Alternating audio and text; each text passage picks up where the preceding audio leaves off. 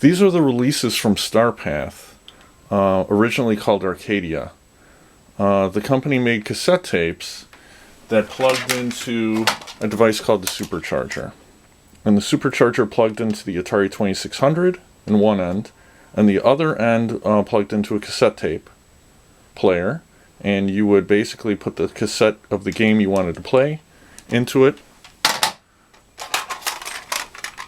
This is Survival Island. And this was not released in stores. It was released in mail order only. So if you returned your warranty card, eventually you got this in the mail. Exclusive final offer. And for $9.95, you could purchase one of these games. They had the usual ones, Rabbit Transit Frogger and Party Mix, and also some new releases not available in stores, Sword of Saros and Survival Island. You would see this as the game was loading. This was the first game on a console, I believe, that used save codes, so you wouldn't have to start all the way from the beginning. You could enter a code that you would get later in the game and start from that point.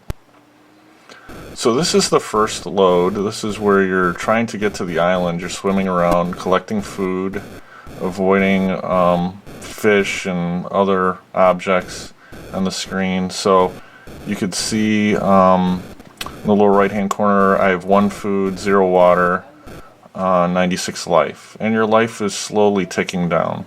Alright, so I was in a boat there and I just got hit by some fish, and so now I'm out of my boat and I'm swimming around, and if I get hit again then I'm going to be dead. So I need to kind of swim around, avoid things until I find a boat. So this is a sea creature that I need to avoid at this point. If I push the button on the joystick, I could swim faster, but I believe I will lose life at a quicker pace if I use the button too much. So right there, popping its head out of the water is a octopus, and I don't want to touch it unless I have a boat. I would say the main thing you want to do at this point, there's food, but I can't collect the food because I don't have a boat. But the main thing I want to do, there's a boat, so I want to hop in that, is collect water. And you'll see water bottles sometimes floating. Those are going to be very important when you get to the island. So you need to get as many water bottles as possible. I believe you can only get up to 9. The food is good too. Actually, food replenishes your health on the island much better than water does, but water can be refilled on the island, so that's why getting water bottles is so important. It was a PT boat or submarine or something that was shooting at me. There's another creature I have to avoid. And as you can see, the island's slowly getting bigger as I'm getting closer.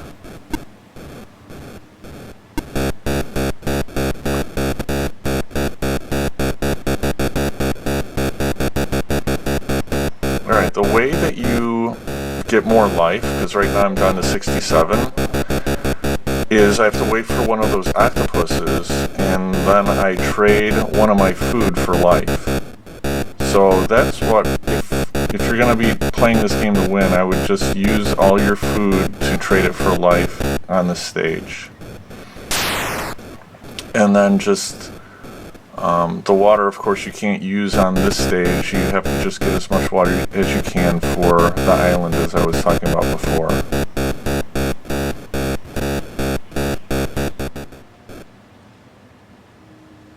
Alright, there's the octopus. So I could trade. It says food to life. So you're going to want to do that to replenish your life.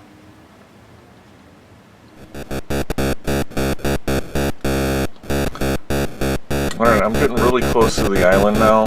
When you get your duration gets to 0500, you're really close.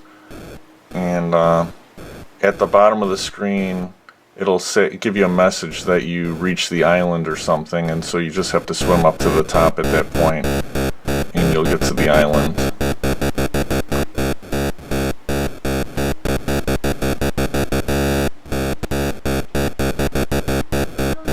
So it says at island, so I just have to go forward.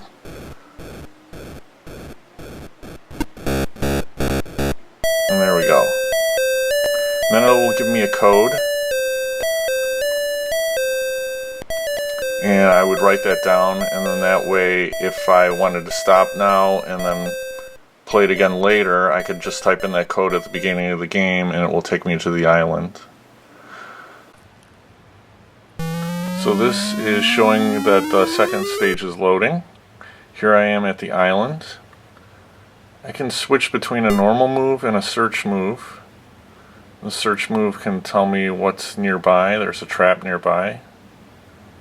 I can switch back to normal move, pick up those coins. You can see the inventory appears at the bottom of the screen. And of course this is lava, so I want to avoid going through that. There's a doorway up top that I can go through. Just picked up some mushrooms. There's some snakes in that room. And then this is water. So I have 9 water bottles that are full right now. And so I can drink those and then refill my water bottles by just walking into that. So that's why the water bottles are so important. The food can't be replenished in that same way. There's a guard, so if I use my coins, I can bribe the guard to let me through, and he disappears.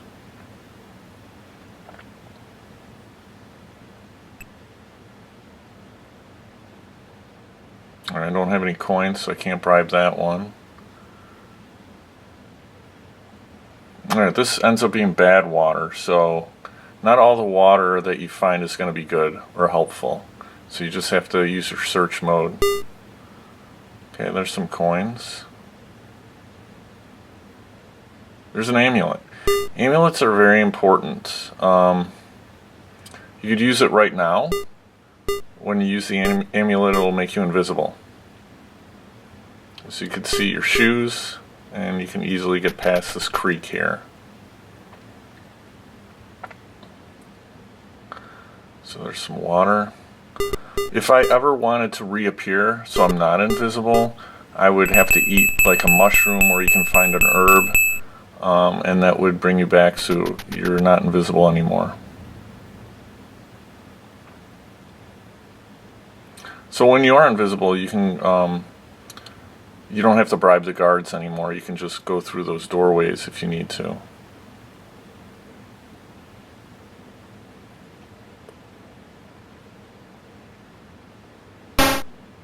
There's a trap. You can still get hurt by traps if you're invisible, if your feet hit the traps. This is a compass. That's important. That's helpful for the next stage when you get inside the temple.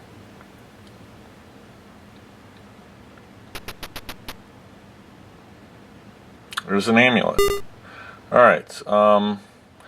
Amulet's important in the next stage because it allows you to see where the traps are. It's very helpful. You don't necessarily need it to win the game, but when we get to the next stage, you'll see how helpful it is in seeing where the traps are. So here I can drink more water and then replenish my water supply.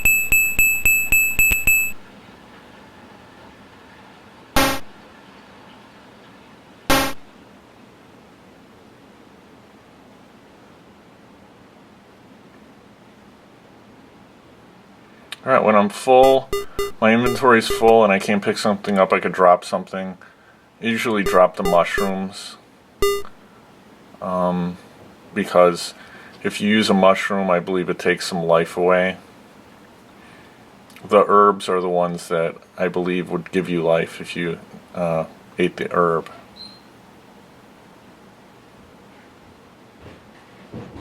So I can go right through that doorway.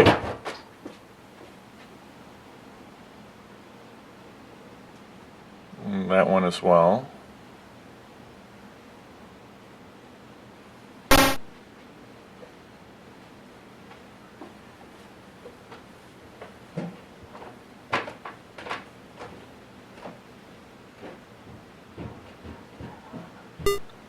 So I probably should drink some more water.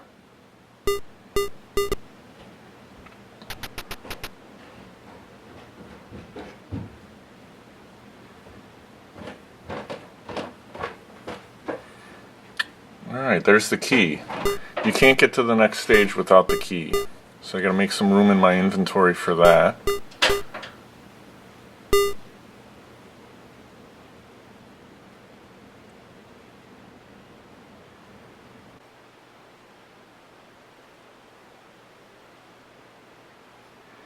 There's the lantern. I need that, but I can't reach it if I'm invisible, so I need to eat an herb or a mushroom so I'm visible again, and now I can grab the lantern. You definitely need the lantern for the next stage, otherwise the next stage will be pitch black. You won't be able to see anything.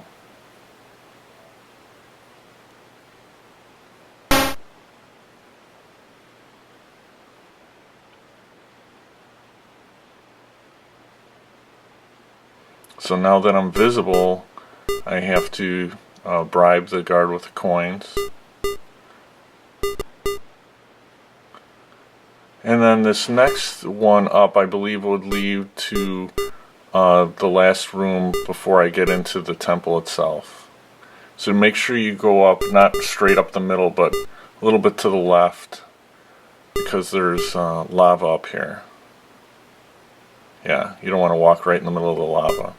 So now you have to use your key. Oh, first, yeah, definitely get your health up, use your key. There's the save code. So that way you can type that in if you don't want to do this next stage right now. Come back and do it later. So then it will load up the third stage when you're on the temple. You can see it's a 3D maze. What you have to do is find an object, and then after you find an object, you can go find some blinking walls, and that indicates that you have gotten to the end of that part of the maze, and then you move on to the next part of the maze. There we go. So now my objects disappeared, so I have to find a new object, which I just did. And then I have to find the glowing walls, and then it will move me to the next part of the maze. If you ever find the glowing walls first, it won't let you go through without having that object, like right there. So I gotta go back and find the object. Now if I didn't have the lantern, I wouldn't be able to see. It would be pitch black, so it would be pointless. And then the compass, as you can see at the bottom, shows me what direction I'm facing. The only way you could lose life, you can see I have 99 life, is if I hit a wall, I'll lose a point of life. Or if I fall into a trap, I believe I lose maybe 10 points of life. The nice thing about the amulet you see pictured there is it will let me know if there's a trap right in front of me. It will start blinking and make a noise.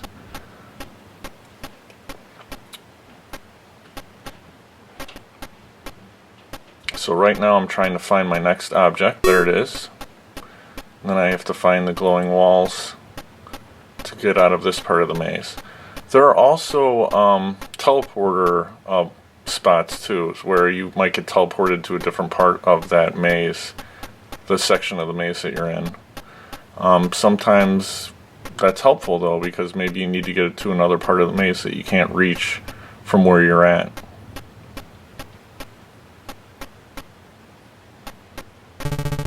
So there we go. We know there's a trap there because it made a noise and it was blinking my amulet.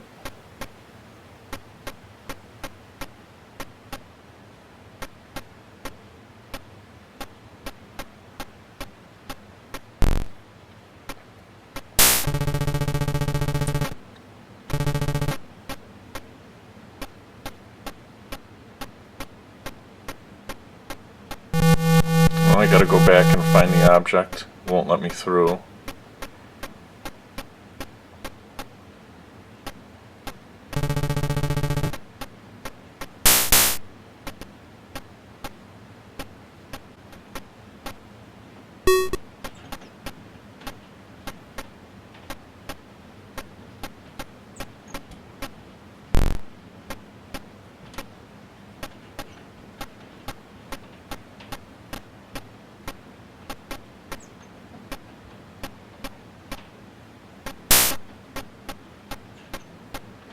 So this is rocket launcher. So that means I found the exit.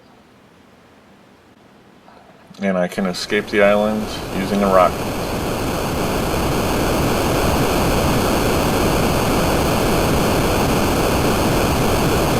And it gives you like a rank here. So depending on your life and the duration and everything like that, you might get a different rank. My rank this time was Explorer. So that's the game. I think that's a really great game. I really like it. I liked it from the time I first played it. Really challenging. I know it doesn't get a lot of love on YouTube because a lot of people think it just involves swimming around, avoiding sharks, that first stage. But there's so much more to it when you get to the other loads. So, hope you enjoyed this video.